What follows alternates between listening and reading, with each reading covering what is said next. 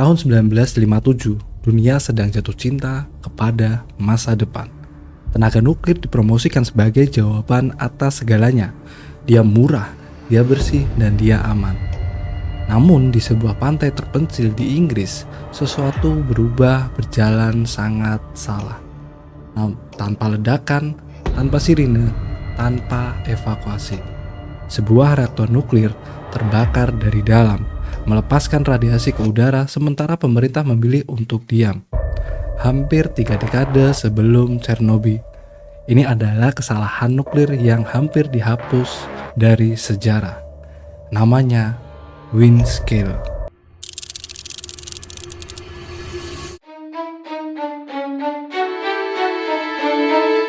Tahun 1957 adalah tahun optimisme. Manusia mulai percaya bahwa teknologi bukan hanya sebuah alat, melainkan ia adalah jawaban atas masa depan. Uni Soviet mengirim Laika ke orbit. Era antariksa dimulai. Tenaga nuklir dipromosikan sebagai energi bersih, murah, dan hampir tak terbatas. Di atas kertas, ini adalah era kemajuan dari teknologi. Namun setiap penyelidikan sejarah mengajarkan kita pada satu hal. Ketika dunia terlalu sibuk menatap langit, bahaya sering tumbuh di darat, tanpa pengawasan, tanpa pengetahuan. Jauh dari London, jauh dari pusat industri. Di pantai Cumbria, Inggris barat laut, berdiri sebuah komplek yang bernama Windscale. Tempat ini tidak terkenal, tidak ramai, dan itulah alasan dia dipilih. Situs nuklir tidak dibangun di tengah kota. Ia dibangun di tempat yang dimana jika terjadi kesalahan, sedikit orang yang akan melihatnya. Angin laut yang konstan dipercaya akan membawa asap menjauh dari daratan. Sebuah asumsi yang terdengar masuk akal dalam logika kita, sampai terbukti sebaliknya. Bagi publik Inggris, Windscale hampir tidak ada. Ia tidak ada dalam peta.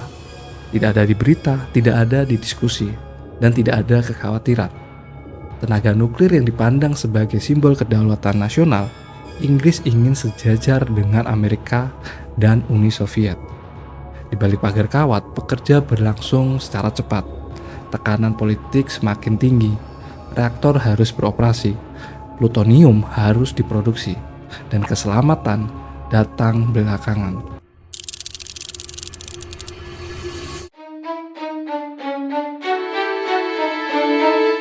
Apa yang terjadi di Windscale bukan ledakan besar yang bisa difoto dari jarak jauh. Ia adalah kebakaran internal, perlahan, panas, dan mematikan. Tidak menghancurkan kota dalam satu malam, melainkan menyebarkan kontaminasi yang baru terasa bertahun-tahun kemudian. Kanker tiroid, susu yang harus dimusnahkan, dan data yang disegel. Dan seperti banyak kasus yang lain, masyarakat baru memahami skalanya jauh setelah semuanya selesai. Dalam catatan sejarah, ketika sebuah tempat dipilih karena sunyi, ketika proyek dijalankan karena kebanggaan nasional, dan ketika publik dibiarkan tidak tahu, maka itu bukan sekedar latar belakang, melainkan itu sebagai tanda peringatan. Windscale bukan kecelakaan yang acak. Ia adalah hasil dari zaman yang terlalu percaya pada teknologi dan terlalu percaya pada kecepatan dan mengabaikan risikonya. Api belum muncul, namun fondasi bencana sudah lama diletakkan.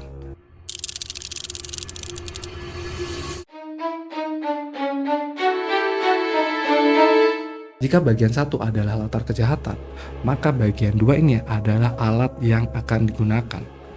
Dan di Windscale, alat itu bernama reaktor grafit berpendingin udara. Windscale bukan dibangun untuk listrik, bukan juga dibangun untuk riset sipil.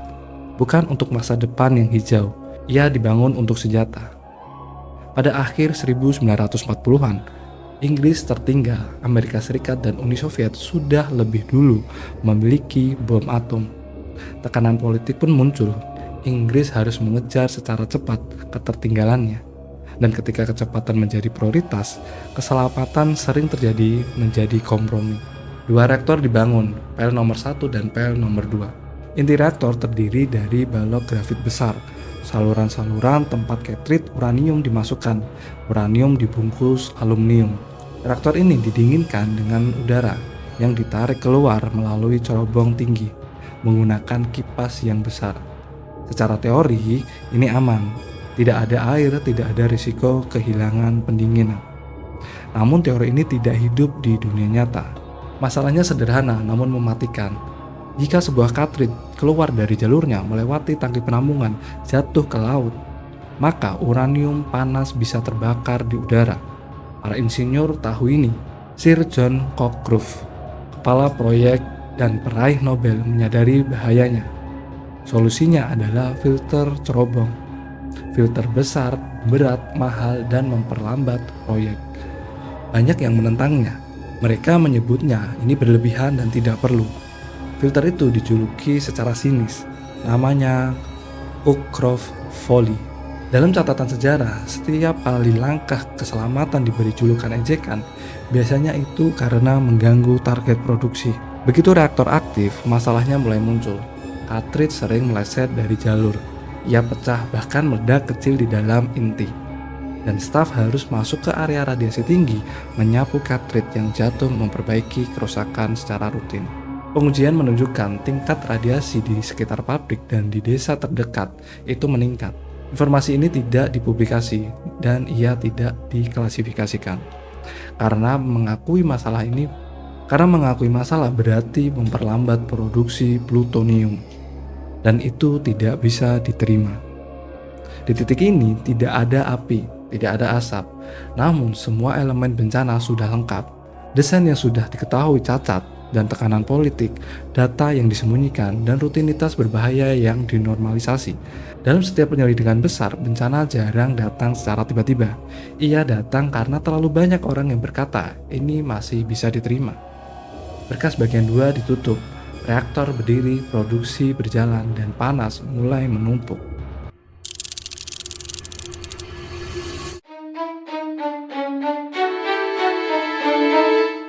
Kepercayaan bahwa reaktor bisa dikendalikan, kepercayaan bahwa prosedur selalu bekerja, kepercayaan bahwa alam akan mengikuti perhitungan manusia.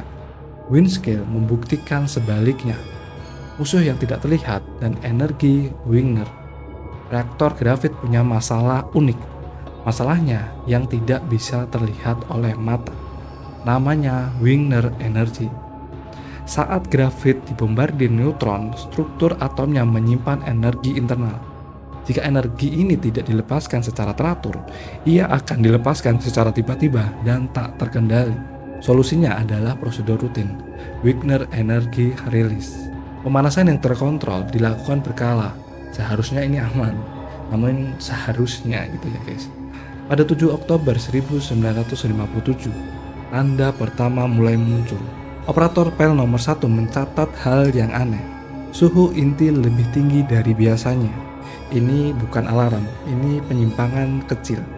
Dan di dalam dunia industri berisiko tinggi, penyimpangan kecil sering dianggap hal normal yang baru. Perintah dikeluarkan, lakukan pelepasan Wigner. Reaktor dipanaskan dan tidak muncul masalah. Panas tidak menyebar secara merata. Beberapa bagian mendingin dan bagian lain justru memanas. Kesalahan yang diperbesar. Alih-alih berhenti dan mengevaluasi, keputusan berikutnya diambil. Lakukan pelepasan kedua. 8 Oktober, industri ini melakukan pemanasan ulang. Ya, kali ini suhu tampak stabil, dianggap berhasil.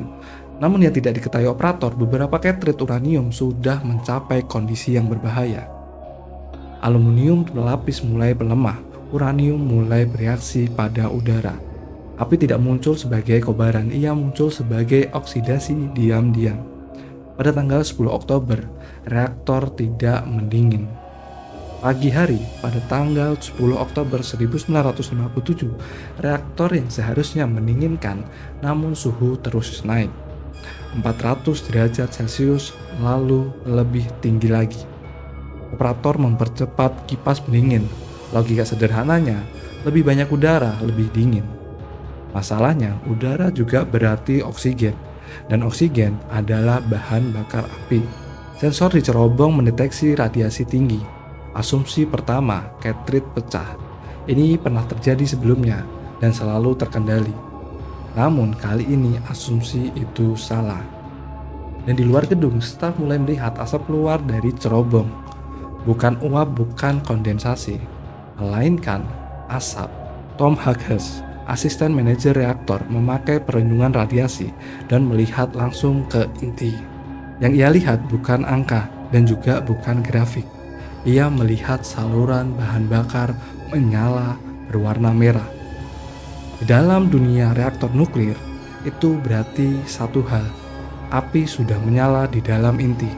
Bukan kemungkinan, bukan risiko, ini fakta.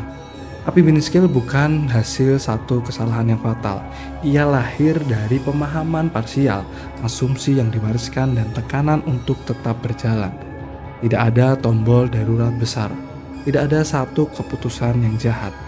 Hanya banyak keputusan kecil yang semuanya terasa masuk akal hingga akhirnya tidak ada lagi pilihan aman.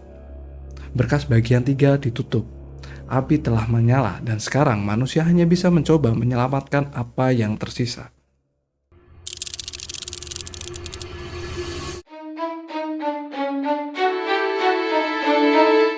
Ketika semua prosedur gagal, ada satu fase dalam setiap bencana di mana ilmu pengetahuan berhenti memberi jawaban pasti. Di Windscale, fase itu dimulai saat satu kalimat diucapkan secara pelan namun tegas. Intinya terbakar. Respon pertama bersifat refleks. Jika reaktor panas maka didinginkan. Kipas pendingin diputar dan kecepatannya diatur maksimum. Udara ditarik lebih kuat melalui inti. Secara teori ini masuk akal. Dalam kenyataannya ini memperburuk keadaan. Karena api tidak mati oleh udara, ia hidup dari oksigen. Setiap putaran kipas adalah hembusan oksigen tambahan ke dalam jantung kebakaran. Temperaturnya pun naik, radiasi meningkat, dan waktu mulai habis. Tom Hughes dan staf lainnya memutuskan melakukan sesuatu yang jarang ia lakukan. Ia melihat langsung ke dalam reaktor. Bukan lewat instrumen, bukan lewat grafik. Ia mengenakan pakaian pelindung dan mereka memeriksa inti reaktor. Yang terlihat membuat semua asumsi runtuh. Beberapa saluran bahan bakar menyala merah ceri terang, bukan panas yang normal, bukan anomali. Itu tanda api aktif. Salah satu usulan terakhir, mendorong katrit yang terbakar keluar dari inti, menggunakan batang perancah. Di atas kertas mungkin berhasil, namun di lapangan itu mustahil. Inti telah mencapai suhu yang ekstrim. Katrit memuai, saluran melengkung. Seorang staf kemudian berkata, "Itu putih panas." Tak seorang pun bisa percaya seberapa panasnya. Pilihan ini pun gugur. Karbon dioksida dikeluarkan. Gas ini seharusnya mencekik api dengan menghilangkan oksigen. Dengan sekitar 11 ton uranium terbakar, upaya ini tidak memberi efek yang berarti. Suhu inti diperkirakan mencapai lebih dari 1300 derajat Celcius. Pada titik ini, struktur inti sendiri terancam runtuh. Air adalah garis merah. Menggunakan air pada reaktor panas berisiko menciptakan reaksi kimia eksplosif hidrogen, bahkan ledakan besar. Namun semua opsi telah habis. Tom Toy, manajer reaktor, mengambil keputusan yang akan dikenang sepanjang masa.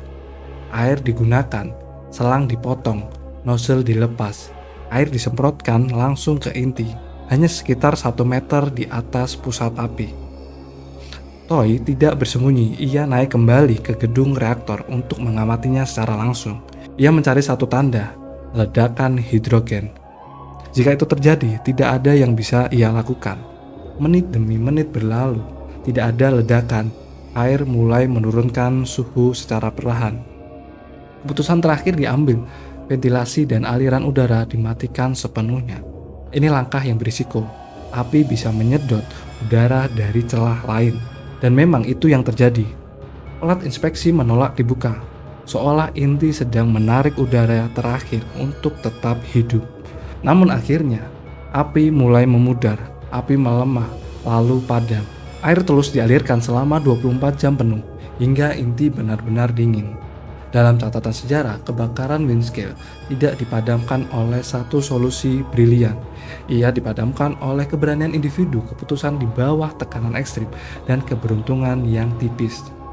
Satu kesalahan besar, satu asumsi yang keliru, dan Inggris bisa menghadapi bencana nuklir skala Eropa. Berkas bagian 4 ditutup, api telah padam, namun jejaknya baru akan terlihat.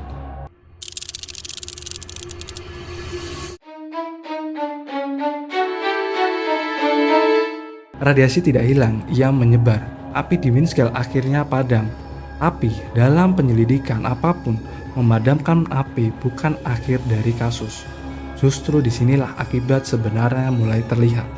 Kebakaran di pellet nomor 1 melepaskan material radioaktif dalam jumlah besar. Iodin 131, cesium 137, xenon 133. Angin membawa kontaminasi itu melintasi Inggris, bahkan sampai ke Eropa daratan. Ia tidak terlihat, tidak berbau, dan tidak terasa. Tapi, tubuh manusia tahu cara menyimpannya. Iodin 131, meski waktu paruhnya singkat, ia akan diserap langsung oleh kelenjar tiroid. Dan dampaknya baru muncul bertahun-tahun kemudian. Sekitar 2 juta liter susu dari area seluas ratusan kilometer persegi harus dimusnahkan. Susu diencerkan, dibuang ke Laut Irlandia. Namun satu keputusan tidak pernah diambil. Tidak ada evakuasi massal. Penduduk sekitar tetap tinggal, anak-anak tetap bermain. Tidak ada sirine, tidak ada pengumuman besar. Pemerintah Inggris menilai atau memilih untuk menilai bahwa dampaknya terkendali. Pada tahun 1957, Inggris sedang berada di persimpangan geopolitik.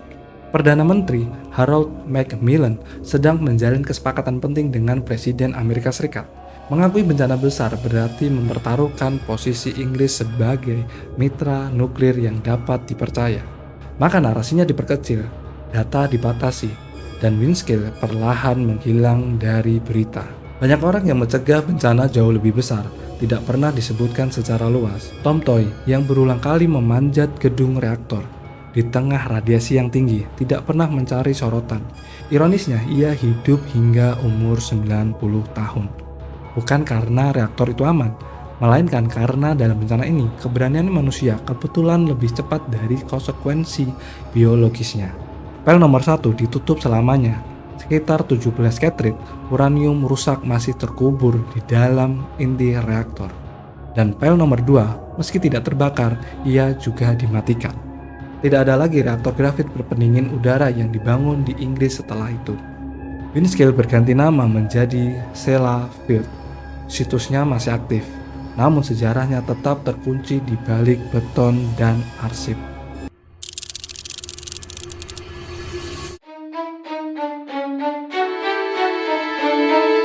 Windscale bukan Chernobyl, bukan juga Fukushima. Ia tidak menghancurkan kota dalam satu malam. Ia lebih berbahaya dari itu, karena ia menunjukkan bagaimana bencana bisa terjadi tanpa ada ledakan, tanpa ada kepanikan, dan tanpa ada kejujuran penuh. Ia lahir dari optimisme berlebihan, tekanan politik, desain yang cukup aman, dan keputusan untuk tidak menunggu. Windscale mengajarkan kita pada satu pelajaran yang sunyi. Bahaya terbesar dalam teknologi bukan saat ia gagal secara dramatis, namun saat ia gagal dan kita memilih untuk mengecilkannya. Api telah padam sejak 1957, namun pertanyaannya masih hidup. Berapa banyak risiko lain yang hari ini juga dianggap masih bisa diterima? Kasus ditutup, namun sejarah tidak pernah benar-benar selesai. Begitu cerita dari Windscale di konten video Shauki Rizkullah kali ini. Jadi teman-teman, untuk support channel gue, jangan lupa untuk subscribe, like video ini, dan terima kasih untuk teman-teman yang sudah join di channel gue. See you.